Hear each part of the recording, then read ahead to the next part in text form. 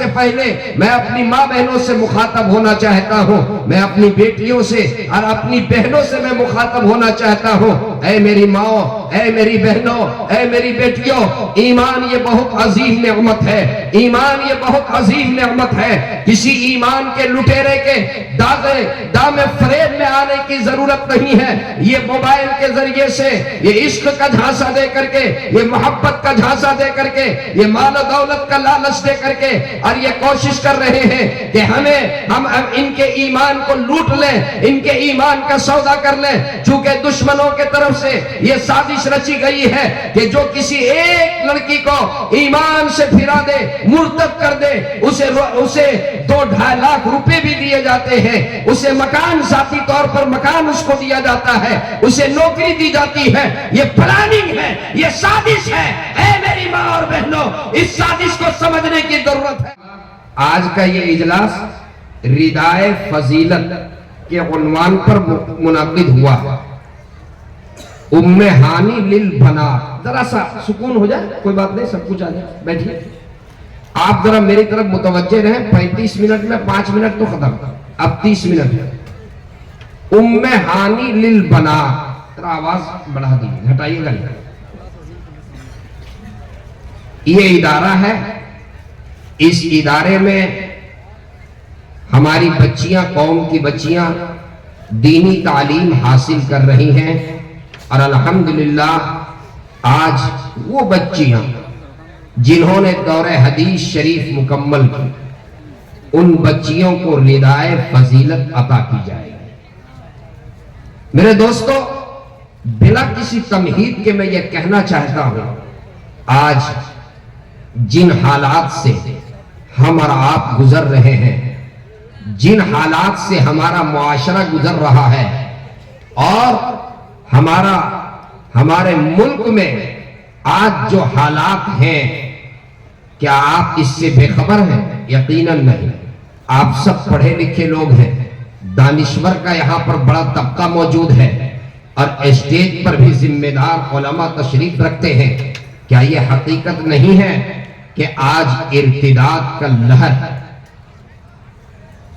یہ ایک لہر ہے، عجیب و غریب رپورٹیں سامنے آ رہی ہیں، ایک نہیں ہزاروں کی تعداد میں ہماری بچیاں غیروں کے ہاتھ میں جا چکی ہیں، ہزاروں کی تعداد میں، سینکڑوں نہیں، ہزاروں کی تعداد میں ہماری بچیاں غیروں کے ہاتھ میں جا چکی ہیں۔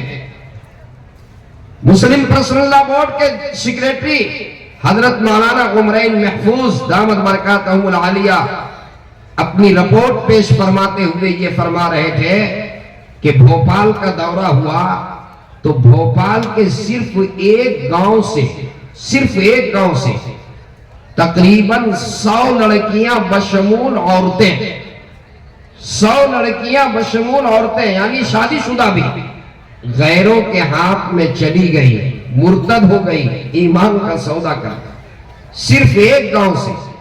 اور مہاراشٹرا کی رپورٹ میں وہ کہہ رہے تھے کہ سرکاری اعداد و شمار کے مطابق ہر ماہ جس کا وہاں اندراج ہوتا ہے، صرف پونا میں 15 سے 20 ہماری لڑکیاں غیروں کے ہاتھ میں ہر ماہ چلی جا رہی ہیں۔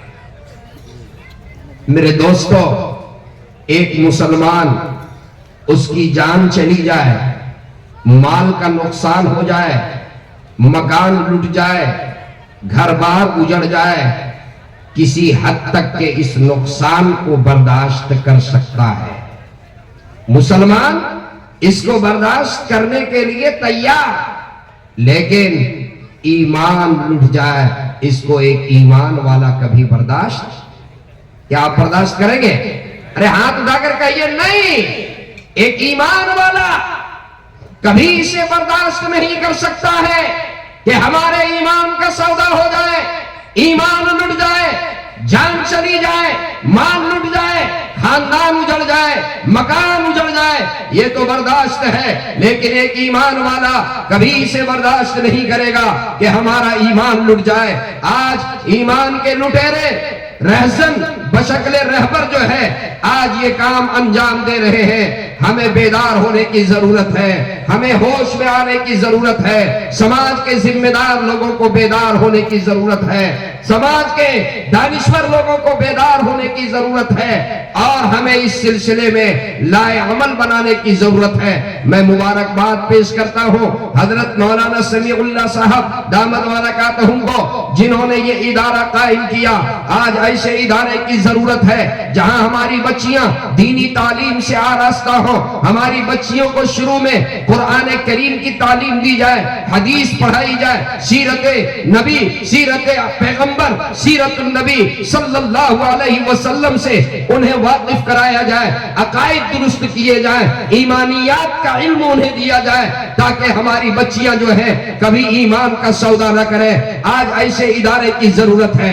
میرے دوستو، میں مختصر وقت میں میری گفتگو جو ہے اس کے مخاطب جہاں نوجوان ہوں گے، اس کے مخاطب جہاں یہاں کے ذمہ دار لوگ ہوں گے، ساتھ ہی جتنے بڑا مجمع ہمارے سامنے بیٹھا ہوا ہے اس سے 4 گنا مجمع جو ہے وہ خواتین اسلام کا، جو مدرسے کے اندر پردے میں بیٹھ کر کے آج کے اس جلسے کو دیکھ رہی ہیں، آج کے اس جلسے کو سن رہی ہیں۔ میں اپنی ماں بہنوں سے سب سے پہلے میں اپنی ماں بہنوں سے مخاطب ہونا چاہتا ہوں، میں اپنی بیٹیوں سے اور اپنی بہنوں سے میں مخاطب ہونا چاہتا ہوں۔ اے میری ماں، اے میری بہنوں، اے میری بیٹیوں، ایمان یہ بہت عظیم نعمت ہے، ایمان یہ بہت عظیم نعمت ہے۔ کسی ایمان کے لٹیرے کے دام فریب میں آنے کی ضرورت نہیں ہے۔ یہ موبائل کے ذریعے سے یہ عشق کا جھانسا دے کر کے، یہ محبت کا جھانسا دے کر کے، یہ مال و دولت کا لالچ دے کر کے، اور یہ کوشش کر رہے ہیں کہ ہم